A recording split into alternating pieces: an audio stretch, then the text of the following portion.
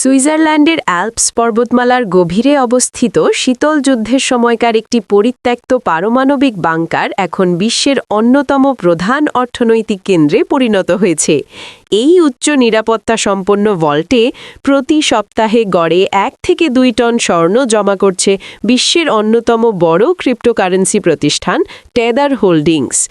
বর্তমানে বিভিন্ন ব্যাংক ও রাষ্ট্রীয় রিজার্ভের বাইরে টেদারের কাছেই রয়েছে বিশ্বের বৃহত্তম স্বর্ণ মজুদ, যা বিশ্বজুড়ে স্বর্ণের বাজারে এক বড় ধরনের পরিবর্তনের ইঙ্গিত দিচ্ছে। ব্লুমবার্গের সাম্প্রতিক এক প্রতিবেদন থেকে জানা যায়, গত 1 বছরে টেদার প্রায় 70 টনের বেশি স্বর্ণ কিনেছে। বর্তমানে প্রতিষ্ঠানটির কাছে মোট 140 টন স্বর্ণ মজুদ রয়েছে, যার বাজার মূল্য প্রায় 24 বিলিয়ন মার্কিন ডলার। এই বিশাল মজুদের পরিমাণ অনেক দেশের কেন্দ্রীয় ব্যাংকের রিজার্ভকেও ছাড়িয়ে গেছে। গত বছর বিশ্ববাজারে স্বর্ণের দাম আউন্স প্রতি রেকর্ড $5,200 ছাড়িয়ে যাওয়ার পেছনে টেদারের মতো প্রতিষ্ঠানের বিশাল বিনিয়োগকে অন্যতম প্রধান কারণ হিসেবে দেখছেন বাজার বিশ্লেষকরা।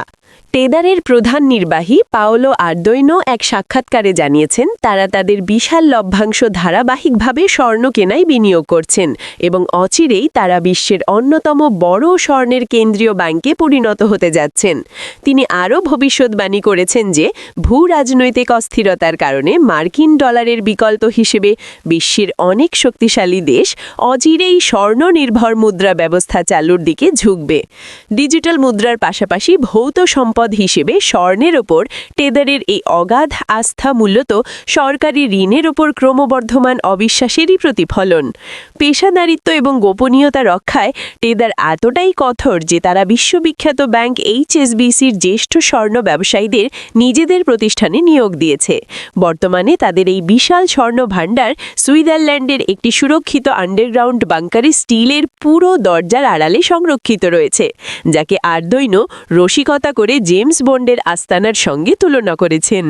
বিশ্লেষকদের মতে প্রচলিত ব্যাংকিং ব্যবস্থার বাইরে টেদারের এই গোল্ডেন ফোর্ট্রেস বা স্বর্ণের দুর্গ বিশ্ব অর্থনীতির প্রচলিত মেরুকরণকে চ্যালেঞ্জের মুখে ঠেলে দিচ্ছে।